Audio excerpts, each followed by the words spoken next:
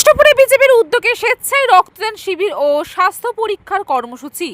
১১৭ নম্বর রাজারহাট গোপালপুর মণ্ডল ৩-এর ভারতীয় জনতা পার্টির উদ্যোগে কেষ্টপুরে অনুষ্ঠিত হলো স্বেচ্ছায় রক্তদান শিবির। জীবন আমাদের রক্তে গড়া, রক্ত দিয়ে বাঁচাও শত শত প্রাণ, এই বার্তা নিয়েই আয়োজন করা হয় এই মানবিক কর্মসূচির।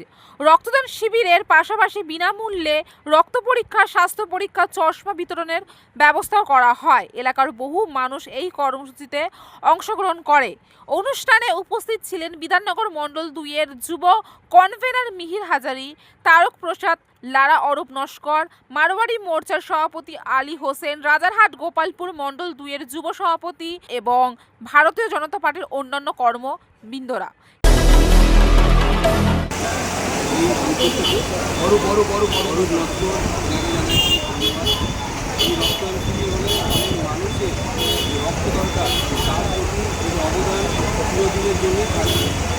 যেটা মানুষের সবসময় থাকে এবং সেবা করে, এটাই আমাদের ধর্ম, এটাই আমাদের কাজ। কেষ্টপুর থেকে ক্যামেরা অশোক পাইকের সাথে আমির ইনকি, নিউজ কলকাতা 24।